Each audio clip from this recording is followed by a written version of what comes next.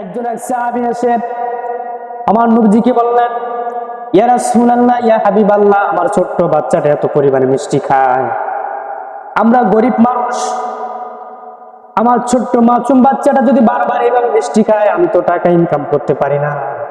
রাসূল সাল্লাল্লাহু আলাইহি সাল্লাম বললেন, তোমার বাচ্চাটাকে আর এক সপ্তাহ মিষ্টি খাওয়াও। ওই সাহাবী এক সপ্তাহ পর ছোট্ট মাসুম বাচ্চাটাকে নিয়ে আসলেন এবং ওই ছোট্ট মাসুম বাচ্চাটাকে রাসূল সাল্লাল্লাহু আলাইহি সাল্লাম বললেন, ছোট্ট মাসুম বাচ্চা, শোনো, তোমার বাবা হলো একজন গরিব মানুষ, তুমি মিষ্টি বেশি খেও না। তুমি মিষ্টি খেলে তোমার বাবার পরিবারের সংসারে অভাব অনটন লেগে থাকে। এই কথা বলার সাথে সাথে সে ছোট্ট বাচ্চাটি সেদিন থেকে মিষ্টি খাওয়া বাদ দিয়ে দিয়েছেন। রাসূল সাল্লাল্লাহু আলাইহি সাল্লামের সেই আদর্শ দেখে সেই সাহাবী বললেন, ইয়া রাসূলুল্লাহ, ইয়া হাবিবাল্লাহ, আপনি এক সপ্তাহ আগে যদি আমার ছোট্ট মাসুম বাচ্চাটাকে যদি বলতেন, এক সপ্তাহ আগেই তোমার বাচ্চাটা মিষ্টি খাওয়া বাদ দিয়ে দিত। রাসূল সাল্লাল্লাহু আলাইহি সাল্লাম বললেন, ও সাহাবী, শোনো, যে কাজ আমি নিজে করি না ওই কাজ অন্যজনকে আমি তাকে আহ্বান করার জন্য আমি রাসূল তাকে আদর্শবান দেই না। তার কারণটা কি? এক সপ্তাহ আগে আমি রাসূল সাল্লাল্লাহু আলাইহি সাল্লাম এত পরিমাণে মিষ্টি খাইতাম, কারণ আমি রাসূল সাল্লাল্লাহু আলাইহি সাল্লাম সবচেয়ে বেশি মিষ্টি পছন্দ করতাম। কারণ আমি রাসূল সাল্লাল্লাহু আলাইহি সাল্লাম আগে নিজে মিষ্টি খাওয়া বাদ দিয়েছি, তারপরে ছোট মাসুম বাচ্চাটাকে মিষ্টি খাওয়ার জন্য আমি বাধ্য করেছি। সুবহানাল্লাহ। রাসূল সাল্লাল্লাহু আলাইহি সাল্লাম নিজে আগে কাজটা বাদ দিয়েছেন, মিষ্টি খাওয়া বাদ দিয়েছেন, তারপর ছোট মাসুম বাচ্চাকে তিনি আদেশ দিয়েছে। সেদিন থেকেই সেই সাহাবী মিষ্টি পরিমাণ খাওয়া বাদ দিয়েছেন। সুবহান। রাসূল সাল্লাল্লাহু আলাইহি সাল্লামের অনেক অনেক মজার অনেক ঘটনা আছে।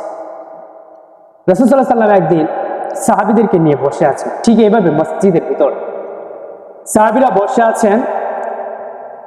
একজন সাহাবী, নাম তার আব্দুল্লাহ, এই সাহাবী একটি বিড়ালের বাচ্চা তিনি নিয়ে এসে তিনি পকেটে করে রাখছেন। বিড়ালকে এত পরিমাণে ভালোবাসতেন তিনি। হঠাৎ করে সেই বিড়ালের বাচ্চাটি সেখান থেকে চলে গেল। রাসূল সাল্লাল্লাহু আলাইহি সাল্লাম মুস্কি এসে বললেন, কি ব্যাপার? বিড়ালের পিতা। বিড়ালের পিতা হলো, আরবিতে একটা কথা আছে, আবু হুরায়রা, তেনার নাম ছিল আব্দুল্লাহ। তিনি বিড়ালকে বেশি ভালোবাসতেন, এর জন্য রাসূল সাল্লাল্লাহু আলাইহি সাল্লাম তিনি বলছেন, হে বিড়ালের পিতা। সেদিন থেকে সেই সাহাবী তার কোনোদিন কোনো হাদিসে তিনি আব্দুল্লাহ নাম ব্যবহার করেন নাই। রাসূল সাল্লাল্লাহু আলাইহি সাল্লামের কথা অনুযায়ী তিনি তেনার নাম ব্যবহার করেছেন আবু হুরায়রা। সুবহান। তার রাসূল সাল্লাল্লাহু আলাইহি সাল্লাম তিনি ছিলেন একজন আদর্শবান নবী। তিনি যেমন একজন বন্ধু ছিলেন, তিনি যেমন একজন স্বামীর স্ত্রীর জন্য আদর্শবান স্বামী ছিলেন, তিনি যেমন নানার কাছে একজন আদর্শবান নানা ছিলেন, নাতির কাছে নানা ছিলেন, তেমনি তিনি আদর্শবান একজন প্রেসিডেন্ট ছিলেন। কথা বলেন ঠিক কিনা?